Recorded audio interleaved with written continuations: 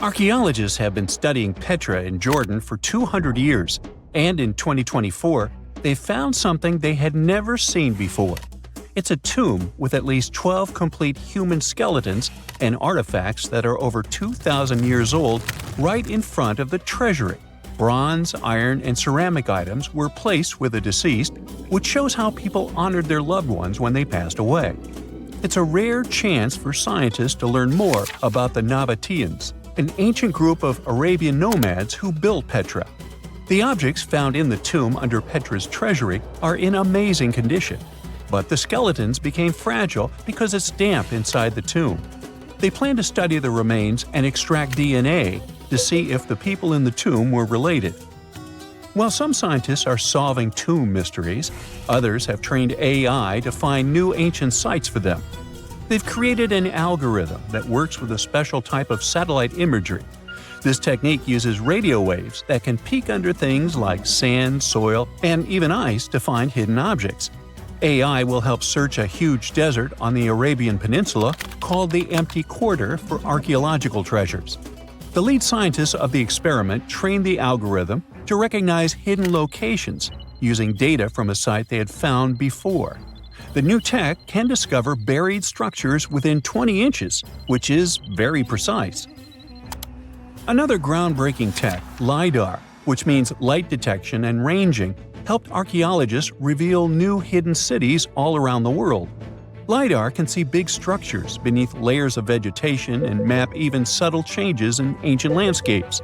They use it to scan large areas from a small plane flying over places that aren't so easy to study from the ground, like dense jungle.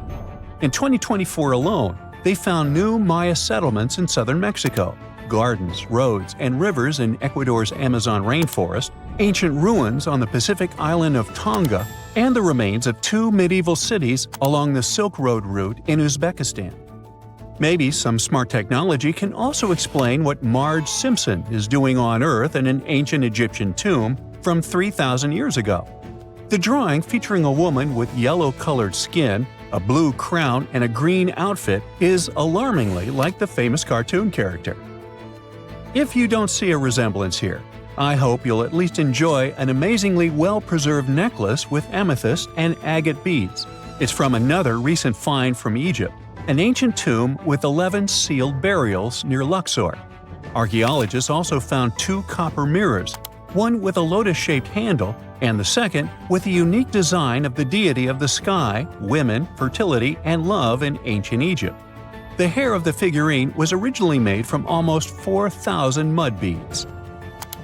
Another awesome find from 2024 is an ancient Greek shrine with intact burials, a sarcophagus, and plenty of gold inside. They think it was built before the year 300 before the Common Era, and the marble lions also found inside were made from the same marble as the Parthenon in Athens. Greece is so full of ancient treasures that the city of Thessaloniki will house around 300,000 of those artifacts in their new subway system. Meanwhile, archaeologists in France have found a monument unlike any other, and they can't figure out what it was used for. It's direct proof that people used to live here between the Neolithic and the early Iron Age periods.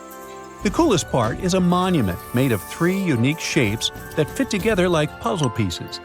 Some gravel found in the monument could mean there used to be a wooden fence called a palisade. People who built it probably used it for protection or decoration. The team studied the layers of soil around the monument to learn more about its origins. The only tools found so far were sharp flint stones, not the cartoon characters, which were used during the Neolithic period. The next step will be radiocarbon dating to figure out exactly how old the site is. Now, the oldest saddle ever found so far was found in the grave of a woman near the edge of the Taklamakan Desert in northwest China. This saddle is the oldest ever discovered.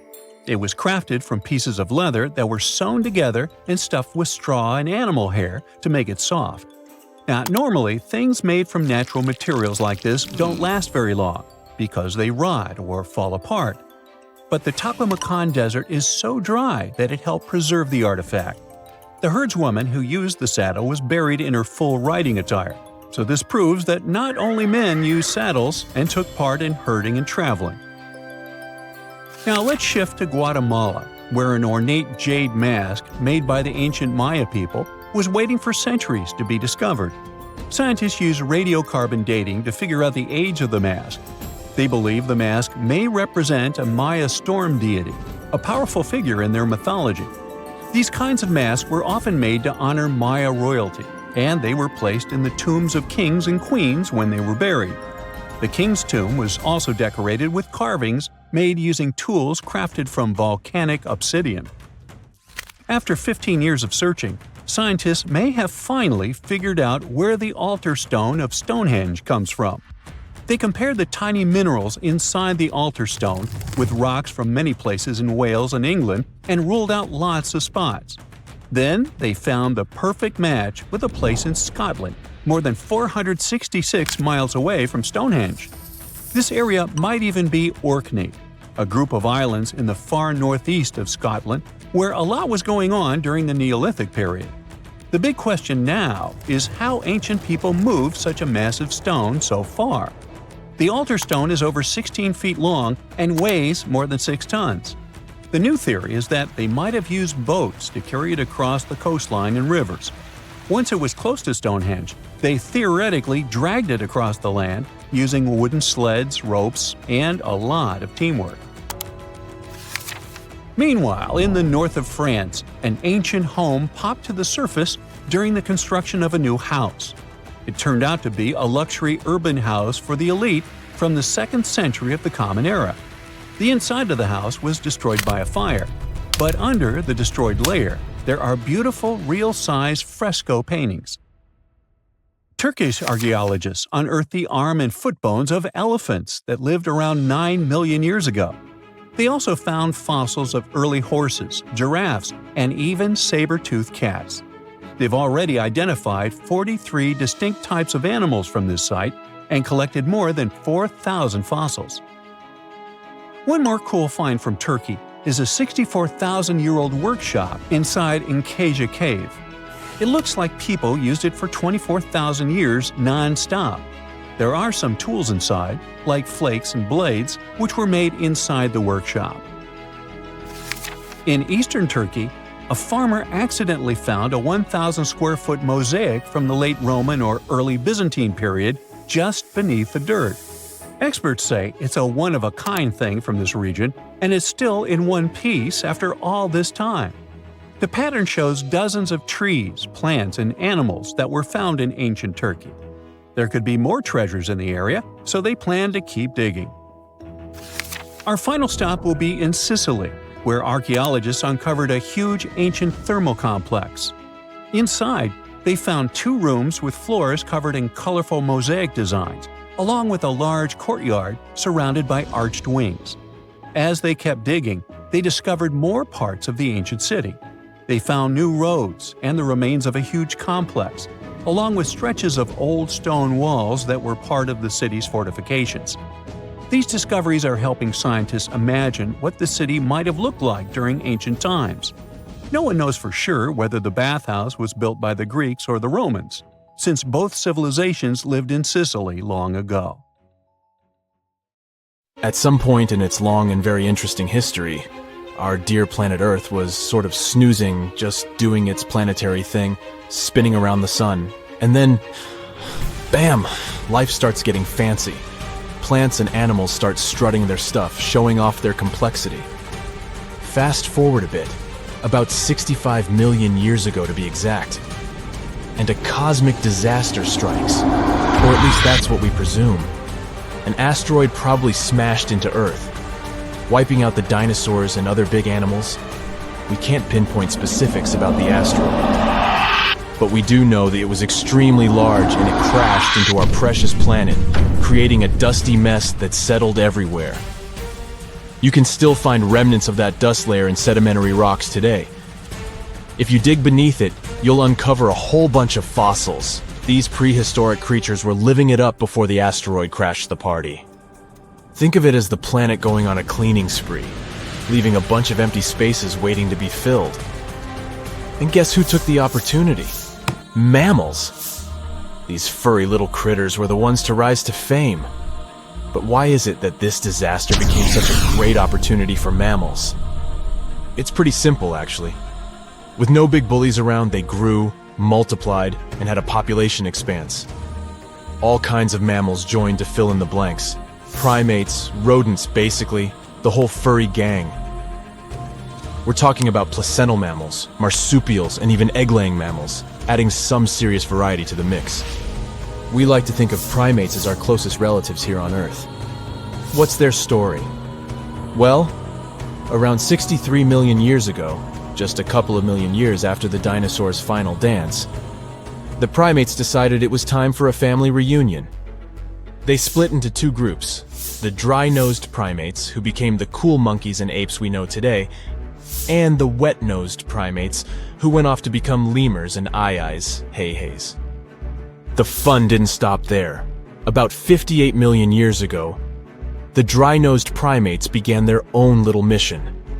One special guest called the tarsier, arrived on the scene, featuring big eyes that were perfect for late-night shenanigans.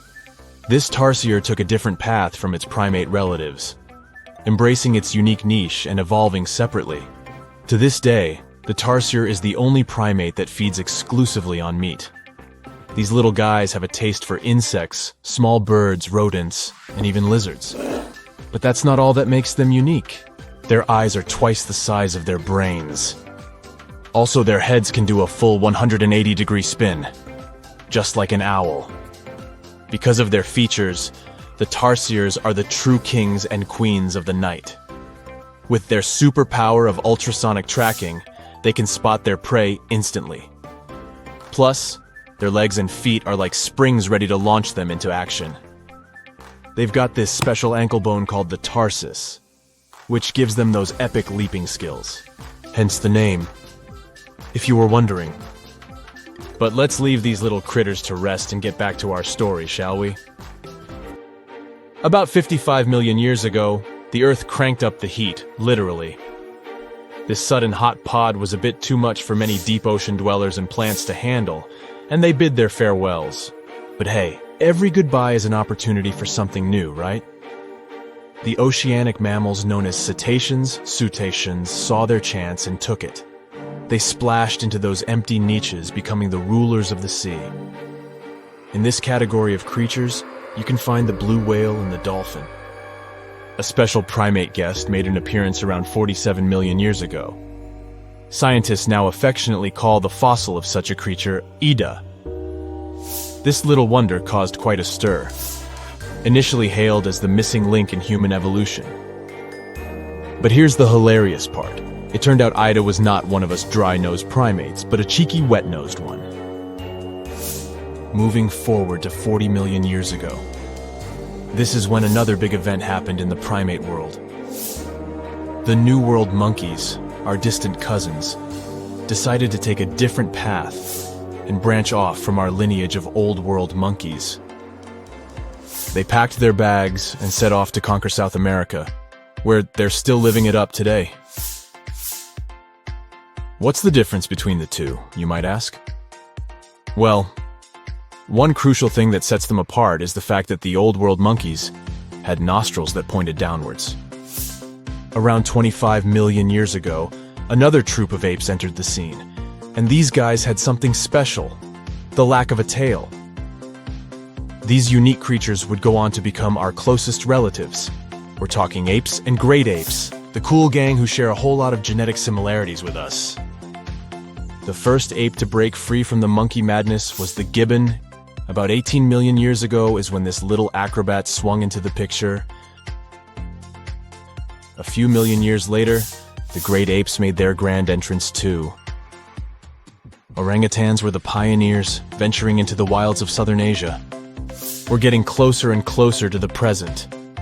It was 7 million years ago when the great apes took a major fork in the evolutionary road. One path led to our ancestors, the future Homo sapiens, and the other path led to chimpanzees and bonobos. These two primate branches remained united for a few million years before finally going their separate ways. 5.6 million years ago, a game-changing ape, called Ardipithecus, made its way into our evolutionary history. It had a special talent, bipedalism. That's right, this was one of the first apes to walk on 2 feet, probably making its primate buddies raise an eyebrow or two. The real showstoppers, however, arrived around 4 million years ago, the Australopithecus crew. These were the earliest members of the Hominina hominina subtribe, our tribe. What made them so special? Well, probably the fact that they brought some serious tools to the game. Stone tools, to be precise. It seems that at some point in their evolution, these clever primates started using stones to make their lives easier. Now here comes a crucial turning point in our story. About 2 million years ago, our ancestors faced a food shortage. Survival of the fittest was the name of the game, and 2 strategies emerged. Group 1 went for stronger jaws, allowing them to chomp on tough foods like nuts. Group 2 had a different idea. They opted for weaker jaws, but bigger brains. They wanted access to a wider range of food options. Obviously, the bigger-brained group took the prize. And here's where our gang comes into play. Around 2.5 million years ago, a type of primate also known as handyman made its mark on history. These clever beings had larger brains and knew how to put those neurons to good use. About 1.9 million years ago, a new star emerged, Homo erectus. These creatures not only walked upright, but also had brains that were almost twice the size of the handyman's. They took the world by surprise, becoming the first of our direct ancestors to venture out of the African continent. They even knew how to tame fire. Approximately 700,000 years ago, the world witnessed a culinary revolution. The earliest evidence of cooking appeared. And around 500,000 years ago, our ancestors decided it was time to become a bit more fashionable, donning the first evidence of clothing. Our very own species came to be just 300,000 years ago. Told you we were late to the party. But the world was never the same after the appearance of Homo sapiens, the anatomically modern humans. Alongside our other relatives, we emerged, ready to conquer the world with our innovative minds and complex societies. The exact path of our evolution remains a bit of a mystery. But what we do know for sure is that Neanderthals joined the party around at some point too. As Homo sapiens flourished, so did our capacity for language. Modern speech is believed to have emerged almost hand in hand with our species. We started expressing ourselves, sharing stories, and shaping the world with our words. So, there you have it. It took 13.8 billion years of cosmic history for humans to make their entrance. Think about it. 99.998% of the time since the Big Bang, we weren't even around. Our species, Homo sapiens, is the toddler of the Earth's family, existing for just the tiniest fraction of the universe's timeline. Yet, in this blink of an eye, we've managed to unravel the entire story that led to our existence. The story won't end with us. It's an ongoing saga, still being written with every passing moment. Let's do a thought experiment together, shall we? Now, imagine you're climbing the Himalayas. However, you're lost.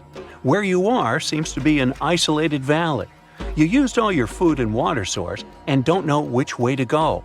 You're so out of energy that you don't even know if you'll be able to get back home. Suddenly, in the distance, you see a sage-looking man walking towards you. However, you can't help but to close your eyes as you are defeated by fatigue. You open your eyes to a totally new place. The sage is sitting right next to you.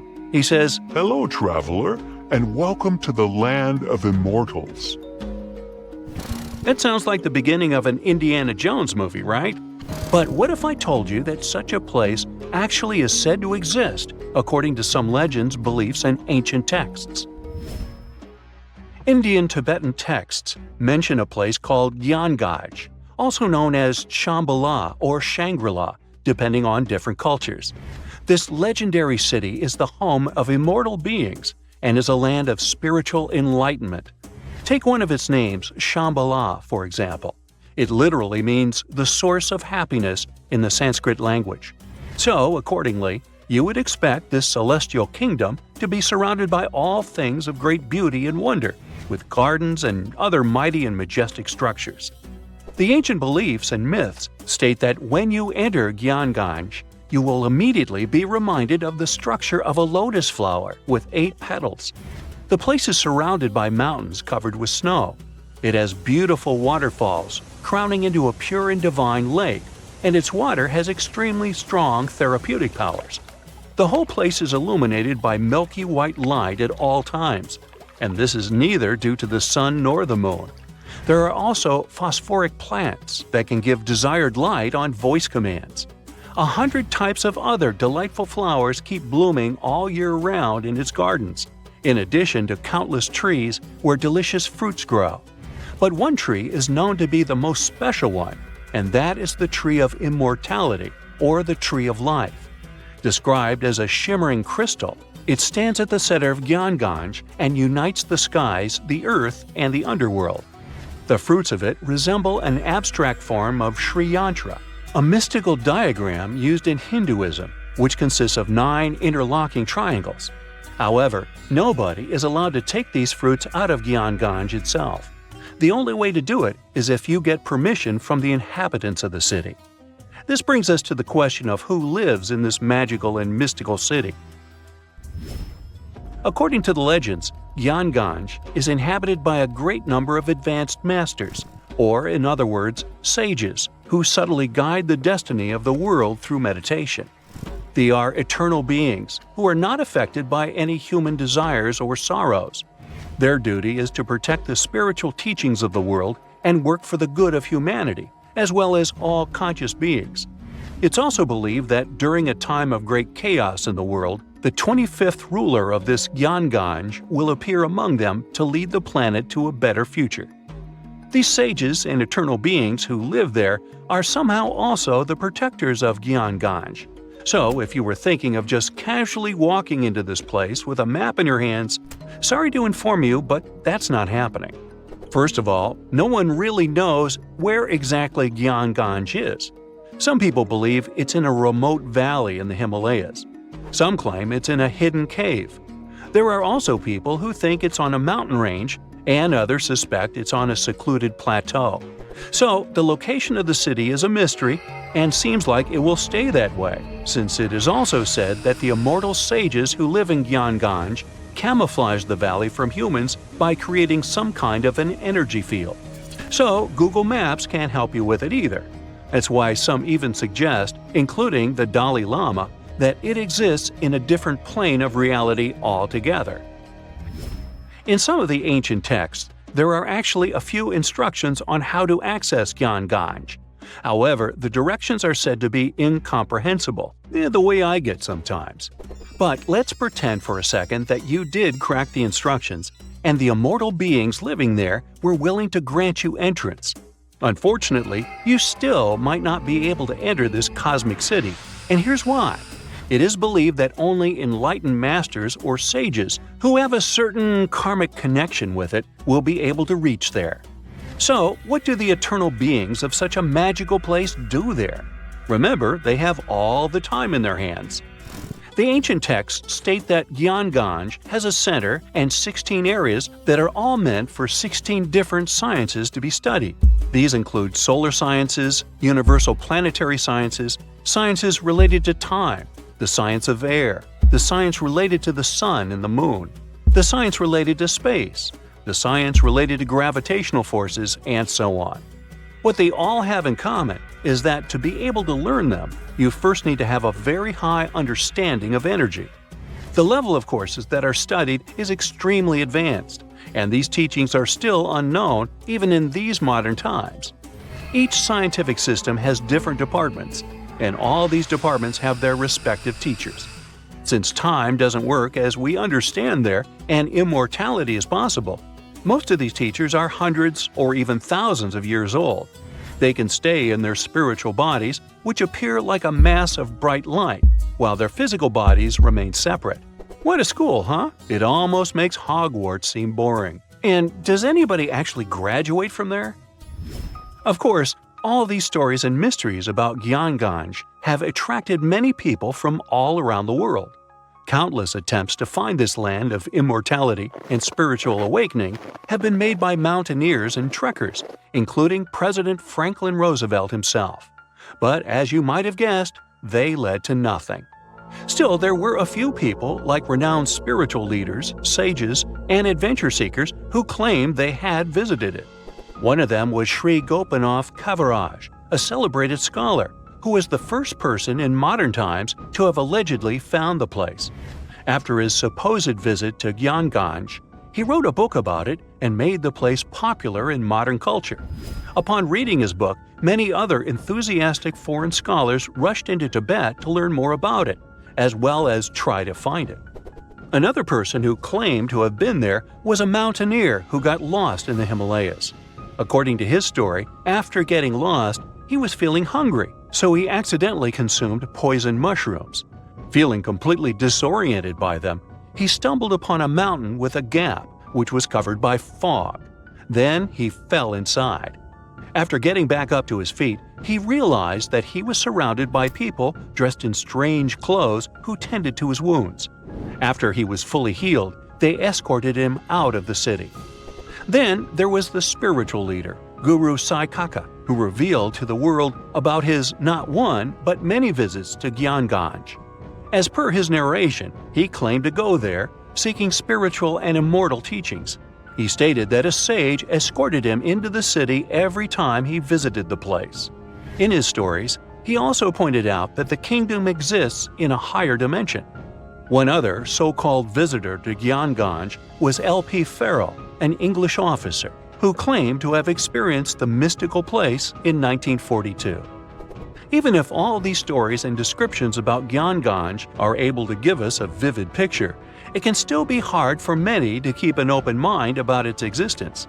Yet again, it's not hard to admit that even the idea of such a place, where immortality is possible and truly moral beings are working to protect humanity, is comforting, mind-blowing, and fascinating. On October 30th, 1759, the inhabitants of the Middle East were jolted awake by an earthquake. Cracks appeared in the walls of their homes, roofs began to crumble. People ran out of their homes and gathered in open areas. But because of strong shocks, they kept losing their footing and falling. A month later, there was another earthquake, but it turned out to be even stronger. Trees broke, houses collapsed, deep cracks appeared in the ground. The disaster lasted for 2 minutes. Oases, roads, and cities were destroyed. Incredibly, Baalbek's ancient buildings withstood earthquakes. Some historians state that this majestic and mysterious place was built during the Roman Empire, but many researchers disagree. Whatever the truth is, the city is one of the main archaeological phenomena of humankind. The most amazing building of Baalbek is the Temple of Jupiter. The inhabitants of the Roman Empire believed that Jupiter held power over lightning and thunder. The building looked like a platform with 54 columns. A massive roof rested on these columns. Today, you can only see 6 70-foot-high columns. Each of them consists of 3 sections and resembles a pencil. The cores of these pencils were made of lead. This made the columns exceptionally strong. Each of these pieces of stone weighed an incredible 80 tons. That's the weight of 35 Ford Explorer SUVs. Look, this is the largest block in the Great Pyramid of Giza.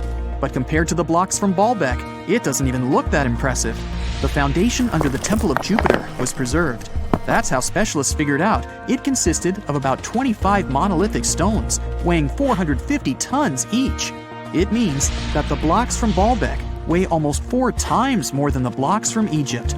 There are 3 more enormous limestone blocks in the foundation. They weigh 800 tons each. This is more than twice the weight of a Boeing 747 plane. Ancient builders must have had a hard time carving such giants from a piece of stone. And after that, they also had to pull them to the construction site and lift them to a significant height. Repeating these logistics would probably turn out to be a nightmare for present-day builders. To do this amount of work, they would need modern equipment. But Baalbek's constructors didn't have trucks, cranes with circular saws, or electricity. How did the builders of the past manage to do this? Scientists have a theory that includes ropes, winches, and lever systems. Naturally, the engineers of the past made all the gadgets from wood.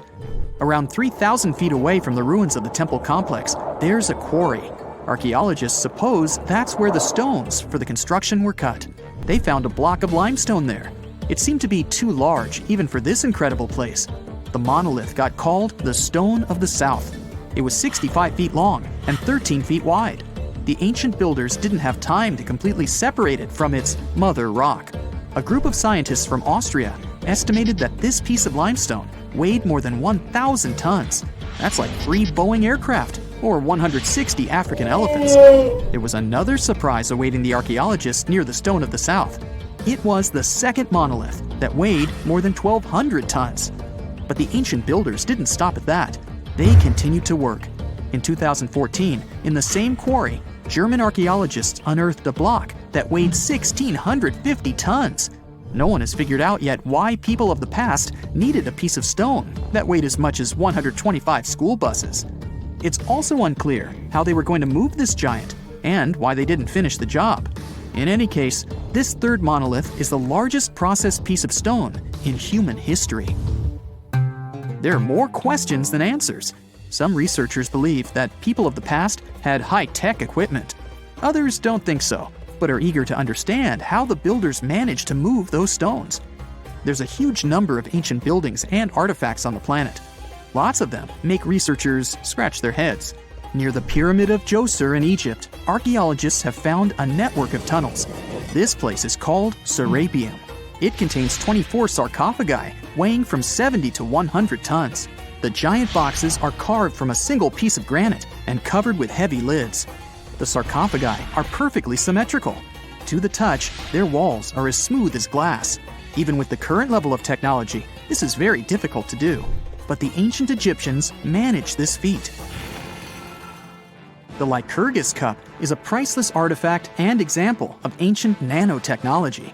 It's made of glass that can change its color. If you put a source of light in front of the cup, it turns green. If the light is behind the goblet, it becomes deep red. In this case, the figure of Greek king Lycurgus turns pale purple. Scientists understood how this color change worked only at the end of the 20th century. Through microscopes, they saw nanoparticles of silver, gold, and copper. They had been added to the glass matrix. Thanks to this, you can observe a color change called dichroism. Interestingly, the gold and silver were grounded into a fine dust. It's almost impossible to do this by accident. Most likely, the ancient experts knew for sure what they were doing. Bolivia has a curious place called Puma Punku. It looks as if an ancient giant played there with an enormous construction set. And after the game, they forgot to put the pieces back into the box. But there are no giants, and the huge stone blocks were carved by ancient builders over 1,500 years ago. Some of the rocks weigh 100 tons. The blocks were brought to an altitude of almost 13,000 feet above sea level from the quarry 60 miles away from the construction site. There's no forest in that area. This means the builders couldn't use trees to make wooden rollers. The monument belongs to the Inca civilization. Scientists are sure they didn't know anything about wheels. In 1992, the inhabitants of a Chinese village decided to drain a pond. Their ancestors had been using it to wash clothes and catch fish for hundreds of years. They kept pumping the water out for 17 days. At the bottom of the reservoir, they made an unexpected discovery. The villagers saw an entrance to a cave going down to a depth of 100 feet.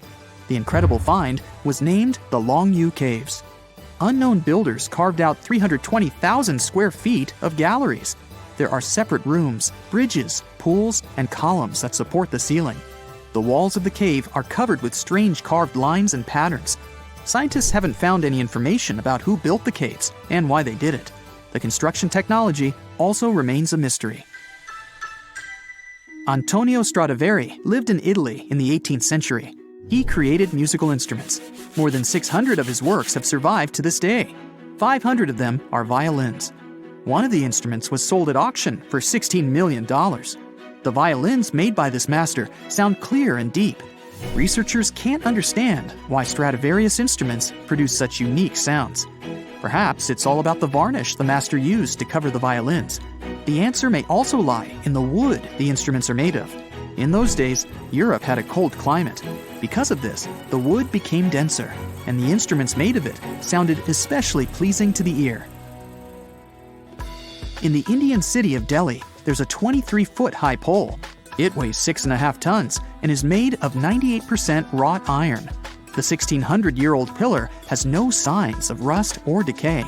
Scientists believe that the monument is so well preserved thanks to the dry weather and the chemical composition of the metal. It might be resistant to corrosion. And still, researchers don't know how the blacksmiths managed to make an iron pillar that's not afraid of rust. It seems like a tough feat, even for modern metallurgists. The Al-Nasla rock is divided into two parts by a perfectly straight slit. Each boulder stands on a small pedestal. Some people believe this is the evidence of ancient laser technology. But geologists think the split happened due to the ground shifting or natural vibrations that occurred under the rock. This process led to the appearance of the crack. It had been deepening for thousands of years, and gradually, the natural monument took the form you can see today. It's the first day of your long-awaited trip to the Amazon forest. You flew all the way to South America. More specifically, you landed in the city of Manaus. It's the heart of the Brazilian Amazon. So far, you've traveled by air, car, and now water. You are on a tiny boat, moving through the dark waters of the Amazon River. Yes, the river is also called the Amazon. And just FYI, it's the second longest river in the world. It loses only to the Nile River in Egypt. The Amazon sprawls for an impressive 2,700 square miles, beginning in Peru and ending only when it meets the Atlantic Ocean off the coast of Brazil. To get a closer look at the forest, you decide to start by exploring it by boat. First up, you watch some piranha fishing. You can even try to catch one yourself if you like. As you may know, piranhas are carnivorous fish that inhabit the Amazon River, so it might not be your best option to go swimming in these waters. One of the most emblematic species of alligators present in the Amazon River basin is the broad-snouted caiman. It looks pretty much like a regular alligator, except for the fact that it has a yellow chin. Your guide leaves the boat and searches the water to show you a caiman up close. He also tells you of another legendary creature that lives in the dark waters of the river, the pink dolphin. Lucky you get to witness a family of pink dolphins showing their fins near your boat. They look magical from the place where you're sitting. You've probably never known dolphins can be pink, huh? After a few mesmerizing moments, you discover that the dolphin's pink color is nothing but an illusion. The animals are originally pinkish-gray, but due to the brown colors of the Amazon River, they look vivid pink when you stare at them from above. Your guide tells you that the pink dolphin is a central character of Brazilian folklore. Locals believe that the pink dolphins can turn into humans and wander off into towns at night. You get off your boat near one of the entrances to the forest. Now you're going to continue your trip on foot.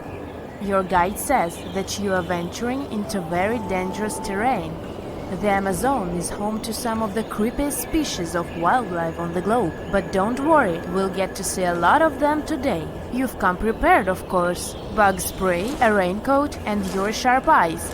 Inside the jungle, you need to be alert at all times. You may have heard legends of the anaconda, a snake that can swallow animals as big as a cow in one go. Sorry to break it to you, but those are not just legends. Reptiles like these do actually exist. They live deep in the jungle. It right there, moving between the trees. Is it a spider? The so-called Goliath bird-eater is a monster spider. Its legs can grow up to a foot in length, and the spider itself can weigh around 6 ounces. It's also known as the king of tarantulas. You shouldn't get too close, of course. It's not venomous to humans, but its bite can surely sting.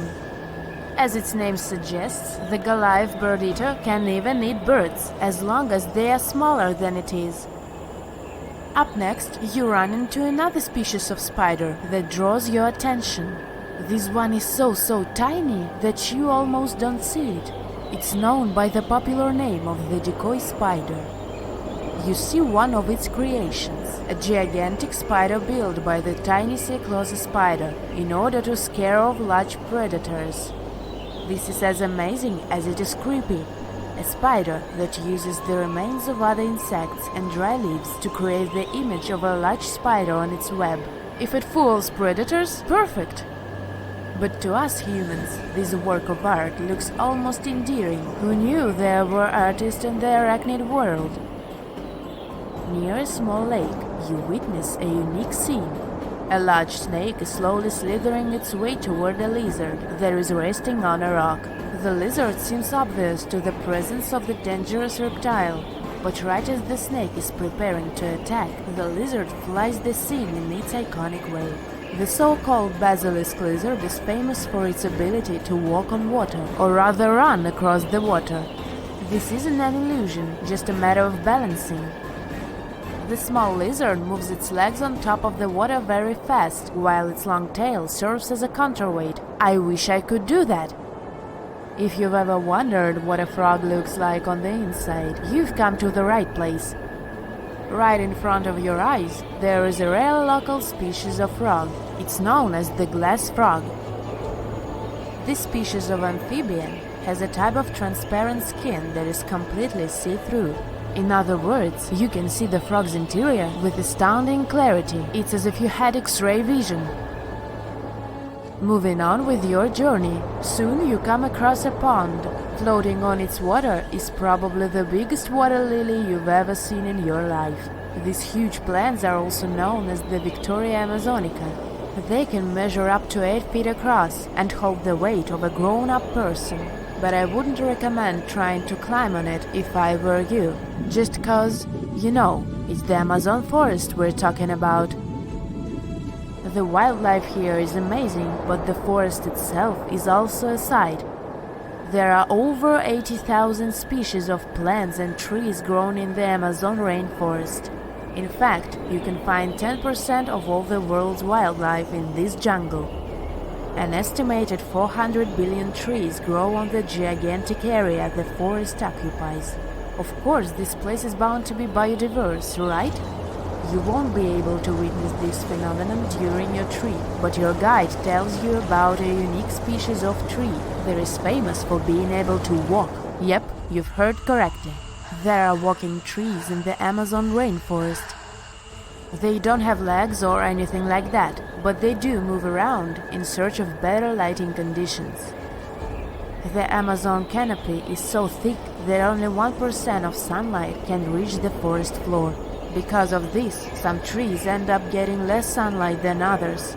The so-called walking palm trees seem to be adapted to this situation.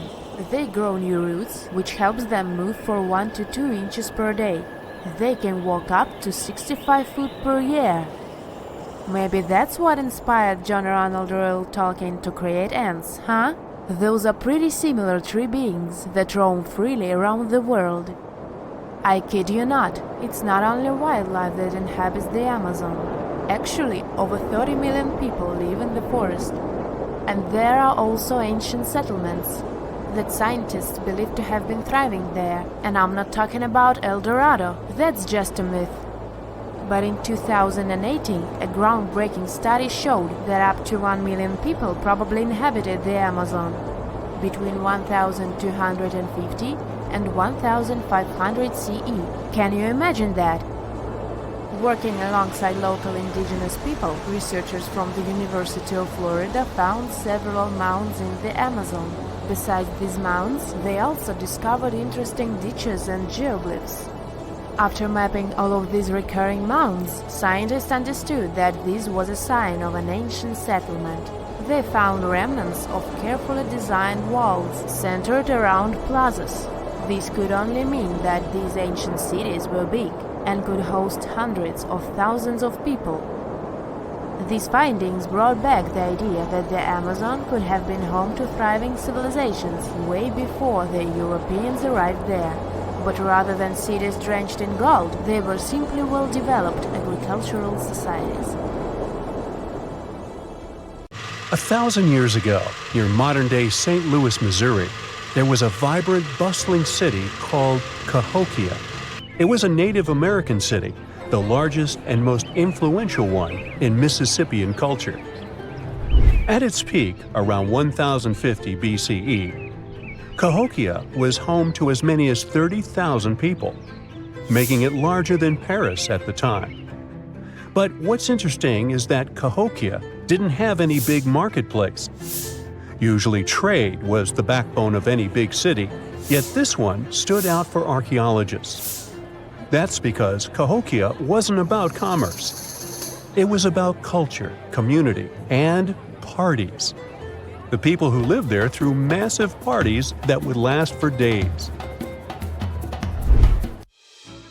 The city's grandest feature was its 50-acre plaza, surrounded by amazing earthen pyramids. This massive space could hold over 10,000 people. Imagine them all gathering there for festivities, dancing, drinking coffees and teas, feasting on deer, and betting on sports. The events were super lively. Cahokians would wear awesome costumes, style their hair in interesting ways, and decorate their bodies with tattoos. Athletes were playing a game called chunky, where they hurled spears at a rolling stone disc, competing to get as close as possible. The roar of the crowd filled the air, and performers showed off their skills. These celebrations were so wild, they left traces in history. After the parties ended, Cahokians cleaned up by tossing leftovers into pits. Archaeologists have uncovered these waste pits, and they were filled with food remains and pottery. One pit alone contained the remains of 2,000 deer, and that's from a single event. They also found traces of yaupon holly, a caffeinated plant that was traded from hundreds of miles away. This just shows how much effort and thought Cahokians put in their celebrations. Would you like to live in a city like this? But aside from all the fun and games, Cahokia was also deeply complex and spiritual. The city was built on a landscape that mixed dry land with swampy patches. Many people believed that this symbolized the connection between the world of the living and the dead. The people of Cahokia saw their city as a bridge between these two realms. They built earthen mounds, both for ceremonies and rituals, and as construction support. These mounds rose from the swampy areas. Meanwhile, people settled in the drier spots. Elevated pathways connected these neighborhoods, creating a physical link between life and death. Isn't it sad that some ancient metropolises that rival modern cities in scale just disappeared? Cahokia's story came to a quiet end around 1350 CE, when the city was abandoned, all due to changes in environments and weather, floods, and other problems. But the influence of Cahokia was so big, it spread to distant places. Some of their traditions, like chunky and yaupon tea, have survived in native communities to this day. Today, Cahokia is a UNESCO World Heritage Site, and it's not the only megacity we lost. About 5,000 years ago, people in the Indus Valley built some of the world's first cities. Mohenjo-Daro was an ancient city in what is now Pakistan. The city was built around 2500 BCE, and back then, it was a thriving hub of the Indus civilization. Sure, it was much smaller than modern cities, but it was quite huge at the time, around 40,000 inhabitants. It looks like the locals were crazily strict and disciplined people. The city's planning and organization were incredible. It was laid out in a grid pattern. Streets and important buildings aligned along the north-south axis, probably to match the movement of the sun and moon. They also built one of the most advanced systems for water and waste management of their time. The city had about 700 wells. Nearly every house had its own. Most homes also had private bathrooms with drainages and even underground sewers. This shows how skilled these people were at staying clean. And with all this discipline, it looks like there were no kings, queens, or even a central government. They could still have some authority, like local elites or elected officials, just not a classic strict monarchy or religion. Instead, people there cared about simplicity and order. They basically managed themselves, having standardized ways of doing things, from the way tools and potteries were made to how they traded. Which is why, unlike many other cities, Mohenjo-Daro didn't have grand palaces, temples, or monuments. Instead, they had public areas known as citadels. People gathered at citadels for rituals, meetings, and storage of grain. And it seems like this way of life worked perfectly. Scientists found some seals and weights, which means the economy was well regulated. Archaeologists found some intricate artifacts like ivory, lapis lazuli, carnelian beads, and gold jewelry. Another famous find is the small bronze statue known as the Dancing Girl, which was discovered in 1926. Mohenjo-Daro wasn't poor at all. And they also pulled off some awesome buildings. Staying clean was clearly way more important to them than displays of wealth or power. So they created the Great Bath, one of the most famous structures in the city. It's a large, watertight pool built with baked bricks, perched on a mound of earth, being almost a religious place, the closest thing they had to a temple. Meanwhile, the city itself was built on a series of mounds. They grew taller over the centuries as people added new houses and structures. Why did the city fail? No one really knows. There's something mysterious about the sculptures archaeologists found. Many of them seemed intentionally broken. This means the city's later inhabitants, maybe invaders or something, destroyed them for some reason. Some scientists think that the Indus River may have shifted course, disrupting agriculture and trade. But there's no evidence of a flood or any big event like this. It just seems like, over time, the entire Indus civilization just gradually faded away. By 1900 BCE, the culture had shifted and didn't leave much behind. Let me tell you now about the ancient city of Kos, which is located where the modern town of Kos now stands in Greece. Imagine arriving by sea, and the first thing that hits you is the sheer grandeur of its agora, this massive public square built with stones in different colors, laid out on terraces that rise above you. It was one of the biggest in the ancient world, and it made a great impression on anyone approaching the city. This place has a rich history dating back to around 2300 to 2200 BCE. A long time ago, local folk gathered up from different parts of the island to form a new city in the northeast. People have lived there since the Bronze Age, and over time, it became a super important center of culture and trade. And no wonder, since it's right near a natural harbor. The harbor was sheltered by two breakwaters, and people built some of the most important religious sites there, including the sanctuaries of Aphrodite and Hercules. Kos wasn't just beautiful, though. It had some brilliant design. The whole city was laid out in a neat grid, with streets crossing each other at perfect right angles, literally looking almost like a modern city. Thanks to this, moving around was super easy, and the blocks, or insulae, were big enough to fit several large houses. Kos remained largely unchanged until the 6th century CE. Over time, it started gradually shrinking in size, confined within the walls of what is now the Chora neighborhood. Meanwhile, Palmyra was an ancient city built around a beautiful oasis sometime around the 3rd millennium BCE. Originally known as Tadmor, this city flourished as a major stop on the Silk Road, linking the Near East with Asia. It was a thriving center of trade and culture. They had a marketplace, assembly buildings, grand gates. In other words, this place was bustling with life. The city has been through many hands throughout its history. from the Byzantine to Arab caliphates, which is probably why it had some awesome architecture. An interesting blend of Greco-Roman, Persian, and Arabic vibes. The Temple of Bel, the Great Colonnade, and a Roman-style theater. But, like all the others, it decayed over time. Palmyra's importance faded, and by the early 1400s, it had been largely destroyed. But at least its ruins remain.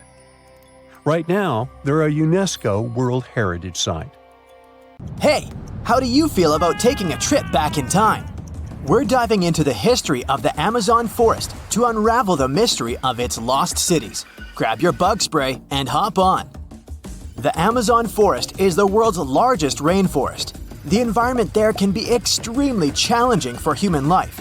Yet, the legend goes that the Amazon has been home to sprawling settlements rich in unmeasurable wealth. Could that really be true? Or is that none other than a figment of our collective imagination? The legend of El Dorado might be the myth that started this whole thing. As European explorers began their excavations in American lands back in the 1500s, word got out of an Amazonian civilization that used to paint their leader in gold as an offering to higher powers. The legend of El Hombre Dorado, aka the Golden Man, began to quickly spread around Europe. Explorers got excited at the possibility of finding an infinite amount of gold somewhere deep within the Latin American jungle. And as you can imagine, expeditions to the continent began to multiply with each passing year. It didn't take long before explorers found this civilization. They were known as the Muisca people and were located in Colombia, near Lake Gudavia. The Muisca people had a tradition of painting their leader, aka the Zipa, from head to toe in gold. In a ceremonial gesture, the Zipa would swim into the river, spreading gold dust all over the lake. For the Muisca, this was their way of acknowledging and thanking the higher powers of the universe they believed in. When European explorers heard and witnessed this practice, they were amazed. For them, gold was used solely for commercial purposes as their main currency for trade. This made them think that the Muisca people must have stacks and stacks of gold hidden somewhere in the jungle for them to use it so abundantly. Well, that's how the legend of El Dorado was born. What was once the practice of El Hombre Dorado traveled on word of mouth until it became El Dorado, a fictional city that was most likely to hide piles of gold. The hunt for this city led Europeans to spend large amounts of money to scour the Amazon forest. Unfortunately, all of their expeditions came back empty-handed. That is, if they ever came back at all. Now, jump to the beginning of the 1900s. In England, the Royal Geographic Society, a prestigious British institution, was looking for somebody willing to travel down to Latin America to trace the border between Brazil and Bolivia. More specifically, the part of the border that is nestled deep within the Amazon rainforest. One Sir Percy Fawcett was a Latin American aficionado, and he gladly volunteered to do the job. Oh, it's important to note that the Amazon forest is virtually the size of the continental USA. It sprawls across 8 countries, including Brazil, Peru, and Bolivia. And trust me, getting around is no easy feat. The jungle is covered in dense vegetation, and in addition to that, it's home to insane predators such as anaconda snakes, panthers, crocodiles, piranhas, and so on. But despite all that, Fawcett was very successful in his mapping adventure and seemed to be wanting to come back more. Back in England, Fawcett would scour diaries from other explorers hoping to learn more about the ancient Amazonian civilizations. He would read about the Incas and the Mayans and the great empires they built. He believed that if the Incas were capable of building empires that stretched over 2 million square miles, this could mean that other Amazonian civilizations could have thrived there too. During his research, Fawcett came across a report from a 16th century explorer. The report told of a city deep within the Amazon forest that held unimaginable quantities of minerals. A town that stretched for 15 miles without any space from a house to house. This report fueled Fawcett's imagination to a new extreme. From then on, he became obsessed with finding what he called the lost city of Z. Over years, Fawcett searched the Amazon forest, usually looking for stone ruins that could possibly indicate human settlements. On his later expeditions, he focused on exploring the state of Mato Grosso in central Brazil. He would travel from Europe and into the lower region of the Xingu River. The trip to the Xingu would take him around 14 days on foot. Then, he would set sail in small wooden boats accompanied by local indigenous leaders that knew the region better than anyone. How he communicated with the indigenous population is still a mystery, since they only spoke in local dialects. Some scientists believe that this could have been the real reason why he never found the city. They believed he wasn't able to communicate what exactly he was looking for. And this was not his greatest difficulty. As we've said before, Amazon is not a kind place for its visitors. In his diaries, Fawcett tells of encounters with a 60-foot-long anaconda, which he bravely survived. He writes of endless sleepless nights and waking up with his hands and feet swollen from mosquito bites. Some of his peers said he was invincible and tireless, but the day came during his 8th expedition when he didn't make it back home. Fawcett disappeared without leaving any trace behind. Some even suspect that he was close to reaching his lifelong goal. On the day of his disappearance, he sent an optimistic letter to his wife saying there was nothing to fear, and that he was setting out on a certain final search. Fawcett's failed attempt to find ruins seemed to support what had become a consensus among experts at the time, that this rainforest was too inhospitable to support large, complex societies, let alone cities. Experts were convinced that the Amazon's lost cities were nothing more than fiction. That is, until the 1960s, when modern research began to find evidence that suggested otherwise. Scientists discovered patches of extremely fertile soil. They called it Black Earth. And apparently, they found lots of it in the Amazon, especially alongside rivers. Further research even showed that such soil was created by human waste or the intentional burning of forests, which adds nutrients to the soil below, which could only mean bingo!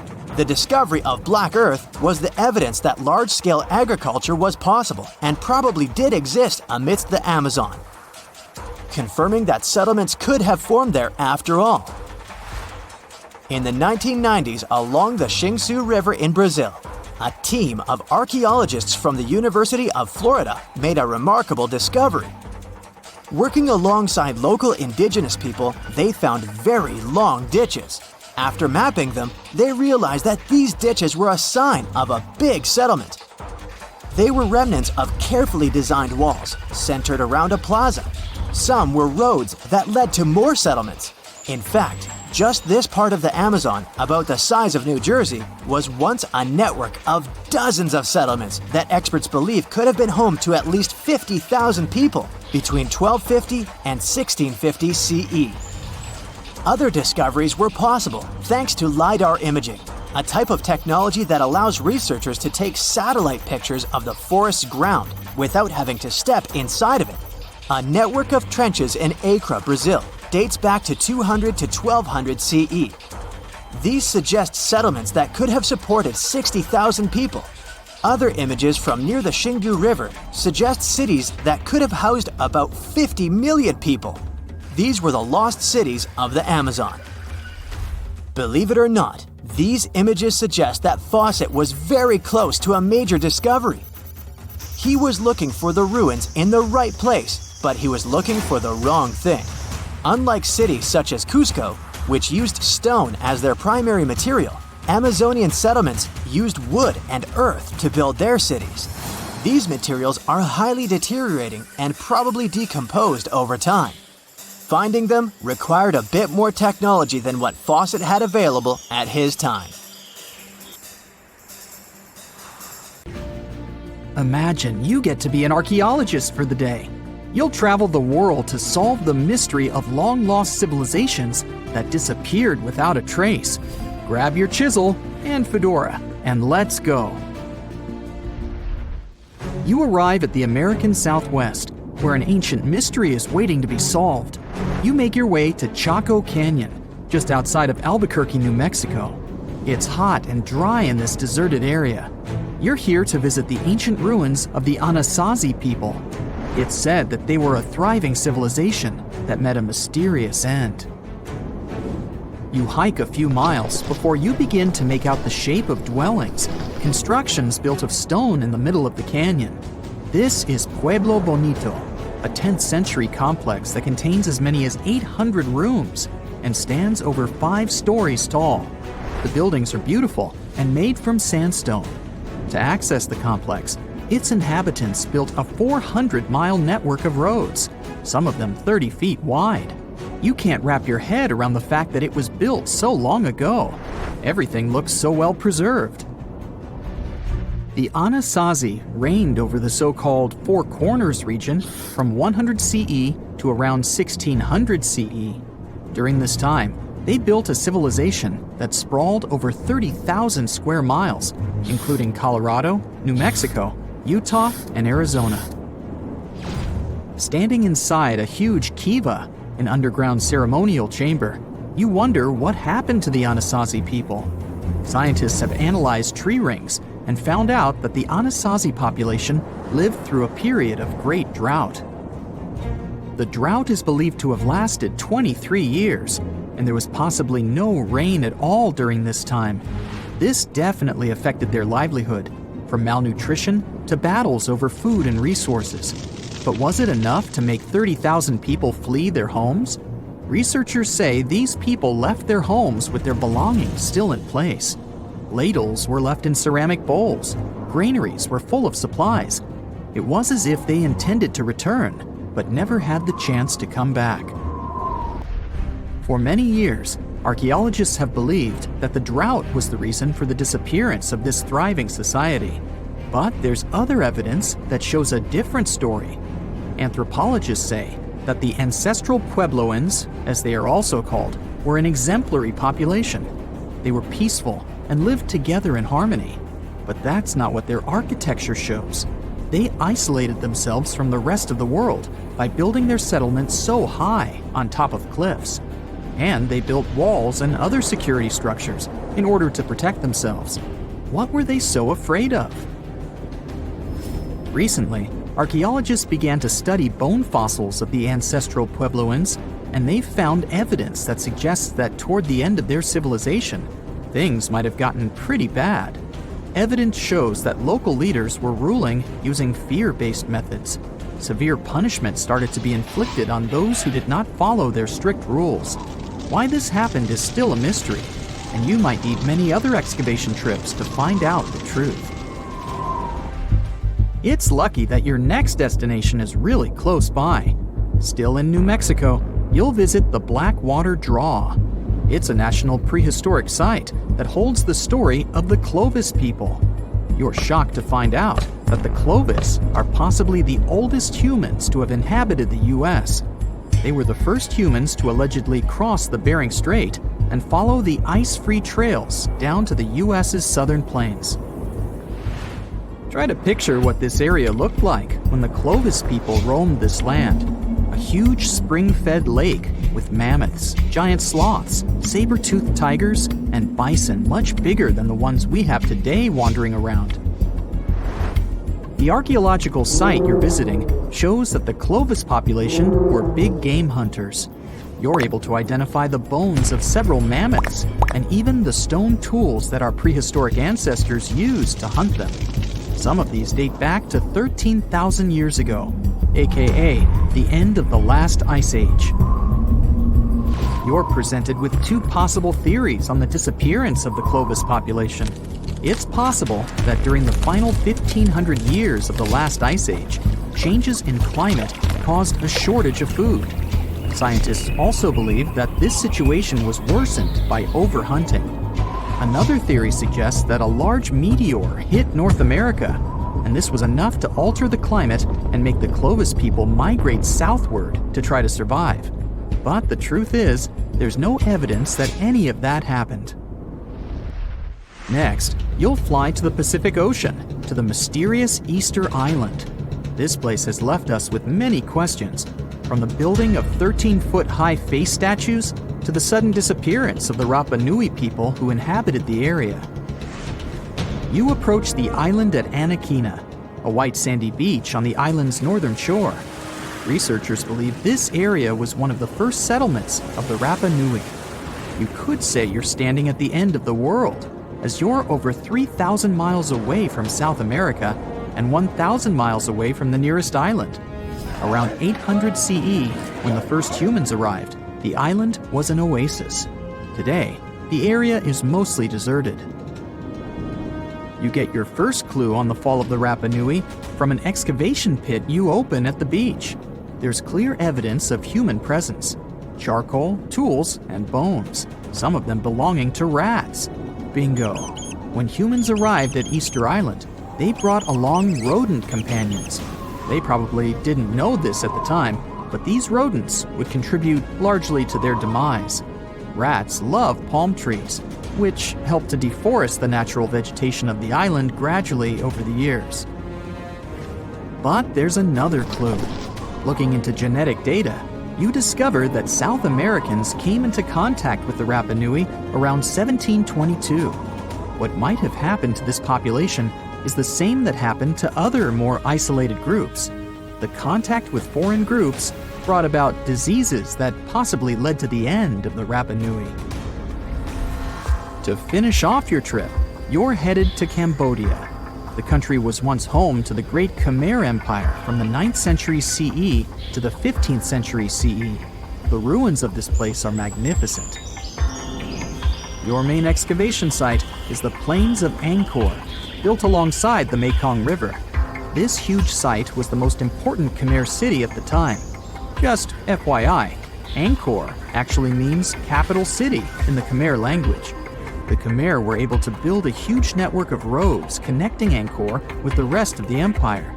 And it's believed that up to 1 million people were spread throughout the Khmer Empire at its peak days. It was the largest pre-industrial city in the entire world. It's comparable in size to modern-day Los Angeles, just so you can get an idea. The Khmers were also master builders and engineers. They managed to build a complex irrigation system that helped their rice farming through the centuries. And to connect their cities, they built almost 500 miles of intricate highways and bridges. Oh, and not to mention the complex architecture of their religious buildings, such as Angkor Wat, one of today's most visited tourist sites in Cambodia. It took over 30 years to build, and it spreads over almost 500 acres. Back in the day, its towers were probably decorated with gold, but today, the site is a maze of vine-covered temples. Like your fellow researchers that came here before you, you're unsure of what caused this civilization to be wiped off the map. One possible guess has to do with the climate in the region. Strong monsoons might have caused massive floods and severe damage to the infrastructure, especially to the water system the Khmer people heavily relied on to survive. But another reason could have been regional conflict and immigration. Toward the end of the 15th century, the empire started to decline in numbers, and this could have weakened its strong power. You might not go home with many answers, but you've certainly learned a lot, huh? Imagine you are walking to your car in the morning, but there is a problem. Your vehicle is not sitting neatly by the side of the road. Its rear end is sticking out of a gaping hole. This is what happened to a Queens resident, New York, back in 2020. A sinkhole had swallowed his SUV overnight. Events like this are nothing out of the ordinary in many parts of the globe. But sometimes, sinkholes can hide unspoken beauty inside them. In East Asia, a recent find stunned the scientific community. Cave explorers came across a colossal sinkhole that concealed an ancient forest. It is located in a province, Guangxi Zhuang, close to the north of Vietnam, the Lê County, where researchers discovered the hidden forest is already famous worldwide for sinkholes. This one brings the number to 30. They are scattered over an area the size of 3 Gibraltars. This is just a tenth of the total number of sinkholes in the whole country. The name Tiankeng for these large holes in Earth's surface translates as sky holes or heavenly pits. The dimensions of the new sinkhole are impressive. It is over 1,000 feet long, and it's pretty deep too. You could fit the Great Pyramid of Giza 1.5 times inside it. The sinkhole's total volume matches that of 2,000 Olympic swimming pools. The exploration team had to hike for hours to reach the bottom. It was all worth it in the end. They discovered a pristine underground forest that had no trace of human activity. Scientists estimate that the plants date back to the time of the dinosaurs. The foliage reached to the explorers' shoulders. Some trees were 2 times taller than the Hollywood sign. This discovery was amazing, but not entirely unexpected. Geologists were familiar with this type of landscape. In this part of East Asia, karst topography is pretty common. The word is Slavic in origin. Since the late 19th century, geologists have been using it to describe barren limestone regions. This type of landscape features fissures in the ground, caves, underground streams, and, of course, sinkholes. Karst forms in parts of the world with heavy rainfall. The water dissolves materials such as limestone or dolomite. This creates a scenery that many people describe as wild beauty. Karst terrains have a practical purpose as well. They are ideal for storing water that humans can drink. Around 700 million people around the world use these karst aquifers as their primary water source. In the United States alone, 40% of the groundwater used for drinking comes from them. Springs of Florida and the Mammoth Cave in Kentucky are just some of the most famous karst areas. Geologists classify around 1/5 of the U.S. land surface as karst. This type of terrain exists on other continents as well, in the Caribbean, Europe, Australia, and Asia. Due to local differences in climate and geology, karst doesn't appear the same everywhere. In the Spanish province of Malaga, the landscape consists of barren rock. This is what the karst regions of Italy, Slovenia, and Montenegro also look like. In East Asia, the landscape over the karst is green. This is because of the humid tropical climate. Sinkholes and cave entrances are usually hidden behind lush vegetation. The region's unique appearance got it inscribed on the UNESCO's World Heritage List in 2007. The world's second most populous country is home to 2/3 of the planet's natural occurring sinkholes, tiankengs. They start to form when rainwater seeps into cracks in the limestone. Over time, the gaps widen as more and more material is washed away. At one point, the ground above the limestone becomes unstable. The end result is the collapse of the surface layer. This happens suddenly and without prior warning signs. Once a hole forms in the ground, water starts filling it up. Another way for a sinkhole to form is the existence of an underground cave. Its roof can collapse. The shape of such sinkholes resembles a funnel. It is wider at the opening on the top and narrower near the bottom of the pool. The most famous of these sinkholes are cenotes. They occur naturally on the Yucatan Peninsula in Mexico. The region is home to more than 2,000 cenotes. They are all former caves whose roofs had collapsed at some point in time, and they are filled with fresh water. The local people have been using them as water sources for thousands of years. The ancient Mayas gave them mystical symbolism. For them, the cenotes were passageways to the other world. In reality, they are just a feature of karst terrain. Sinkholes that form in regions with abundant rainfall and limestone beneath the surface soil. The depth of a sinkhole can vary significantly. The smallest are barely 3 feet deep. When it fills up with water, it turns into a pond. A large lake can form in the place of a large sinkhole. One example is the Red Lake in Croatia. The most impressive thing about it are the steep cliffs that rise above the lake. They are nearly 800 feet tall. The world's biggest and deepest sinkhole, Xiaoshai Tiankeng, lies in the vicinity of the Yangtze River. The outside world discovered it only in 1994. The hole is so deep that you could stack up 7 statues of liberty inside it. During the rainy season, a waterfall cascades from the pit's mouth into a cave system at the bottom. But not all sinkholes fill up with water. This was the case with the newly discovered giant sinkhole in Asia. It developed its own ecosystem. The high humidity and low temperature inside it were perfect for plant life to thrive. The very bottom of the hole is connected to an underground water flow. Scientists discovered 72 species of rare wild plants in the area. They are in danger of disappearing on the surface, but inside the sinkhole, they have found the perfect conditions for growth. The enormous opening in the ground is essentially a wildlife refuge. This was confirmed in 2021. That's when biologists discovered 2 species in the Yunnan province that they previously thought had gone extinct. Who knows what other animal and plant species are still hiding in there? Exploring these underground cave systems can be quite dangerous.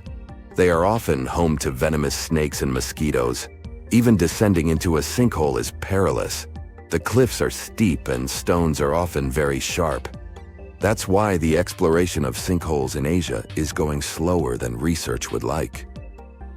The sinkholes I've mentioned so far have all formed naturally. Erosion is the main process behind their creation. But the ground can also open because of human activity. Everything from a construction site to a leaking sewer pipe can cause the earth to give way. Sinkholes in urban areas pose a risk to infrastructure. One of the most famous examples of this happened in Japan in 2016. A busy street in downtown Fukuoka collapsed near the main train station. The sinkhole severed power lines and pipes that lay underground. Luckily, no one was injured. The diligent Japanese engineers repaired the damaged road section in just 48 hours. The biggest issue with sinkholes is that you never know when and where they are going to open. The best tool that geologists have for detecting underground cavities is ground-penetrating radar, GPR. It resembles a land mower. The operator goes up and down a troubled area to scan the ground underneath. The radar sends out impulses that detect any contrast between different materials. It feeds back this info in the form of a 2D or a 3D image. Once engineers detect a potential sinkhole, they use different techniques to stabilize the ground above it. The simplest method is called grouting. It involves filling the hole so it won't collapse. The most common materials are polyurethane foam and cement.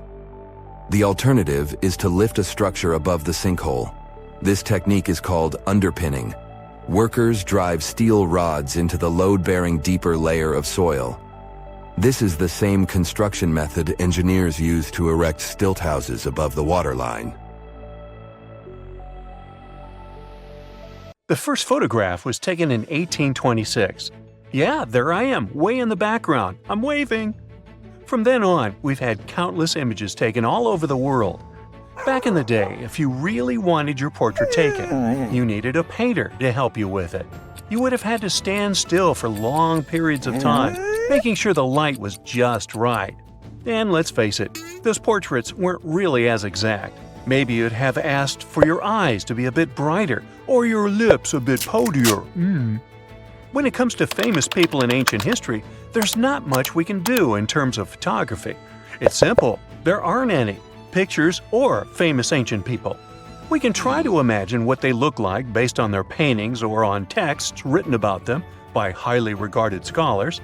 Fortunately, more and more as years go by, this lack of knowledge will become a thing of the past. Enter forensic facial reconstruction. With the help of this amazing science branch, we can now have a better understanding of what ancient celebrities look like. But how are scientists able to do that, you might ask? Go ahead, ask. Turns out that a person's skull can tell a lot about their appearance. Everything from the brow bone to the distance between the eye sockets can showcase a realistic profile. Even the nasal chamber or the shape of one's chin can influence how your face will end up looking like. It's like the skull is a blueprint for the face. Using these bones, artists and forensic anthropologists can work together to reconstruct your appearance through the magic of forensic facial reconstruction. It's like real-life detective work, but with more clay and less drama. Now, I guess you're thinking, how correct can these reconstructions really be? Well, the finished product may not reflect all the details, sure. You can't tell a person's eye color or skin tone just by studying the skull. Facial hair is equally hard to tell. And if you have plump cheeks that make you look so cute, Your skull will never tell the secret. But even with those limitations, facial reconstruction can still show us what someone in history may have looked like. The process itself is pretty cool. A trained sculptor works with a forensic anthropologist to figure out the skeletal features and build up the facial traits using clay. Anthropologists have to consider things like age, gender, ancestry, and any injuries or tooth loss. Scientists can also do such tasks digitally these days with the help of computers and design software. With all these amazing scientific advancements in mind, did you hear the latest news about King Tut's family tree? Well, apparently his possible father, an ancient Egyptian pharaoh, just got a new face makeover. And let me tell you, he's looking regal and serene due to some digital reconstruction magic. But even though this is the most correct representation of him so far, we still don't know for sure who he really is. This fellow was found in 1907 in the Valley of the Kings, just a few feet away from King Tut's tomb. Scientists have been studying him for over a century and think he might be Akhenaten, King Tut's daddy, and a very important Egyptian ruler for that matter. Still, some experts remain skeptical and say we need more evidence to confirm his true identity. The reconstruction of this ancient pharaoh's face was a months-long project by a group of brilliant scientists in Sicily. They even brought in a 3D forensic artist from Brazil to help out. The new model is different from earlier ones because they wanted to focus on his facial features and not get distracted by his hair, jewelry, or other bling. On the same note, make way for this latest fashion icon. No, it's not some famous model. It's a hunter-gatherer woman who lived in Sweden 7,000 years ago. And boy, is she fierce-looking in her new reconstruction. She's rocking a feather cape, a slate necklace, and a belt made from 130 animal teeth.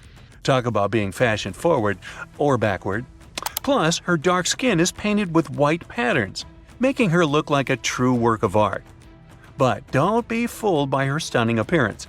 This woman was more than just a pretty face. She was buried upright in a location dating back to 5500 BCE to 4600 BCE, and her rich jewelry tells us that she was important in her local community. Thanks to the work of an archaeologist and sculptor, we can now see what this ancient woman looked like. They used a CT scan of her skull to piece together her face muscle by muscle, creating a unique expression. It's like making eye contact with the past. While we may never know for sure what her role was in her community, her intricate surroundings suggest that she held a special place for her people. Now, Otzi, the 5,300-year-old mummy from the Alps, also got a new makeover thanks to this amazing technology. He didn't go to a plastic surgeon if that's what you're thinking. Two Dutch brothers used their skills in forensic science and artistry to recreate his face for a new exhibit in Italy. Otzi was found in 1991 by hikers who stumbled across his mummified and frozen remains in the mountains near the Italian-Austrian border. He's been around longer than Stonehenge or the pyramids of Giza. And now, thanks to the two skillful brothers, we finally know what he looked like. They used 3D images of his skull to recreate his face. A photographer also documented the whole process for half a year. Earlier research shows he passed away from a wound caused by an arrow. He was left in a protected area high up in a cold glacier region, so his body was preserved in the snow. He is now safely kept in a refrigerated cell at the museum, which mimics the wet, cold glacial conditions that kept him preserved.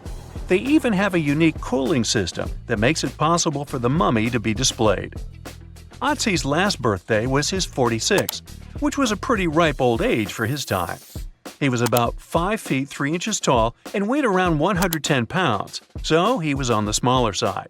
But hey, size doesn't matter when you've been around for over 5,000 years. King Henry VII got a digital makeover as well, and boy does he look good. A graphic artist used a mask of Henry VII's dating from 1509 to create an impressive and realistic reconstruction. Why a mask, you might wonder?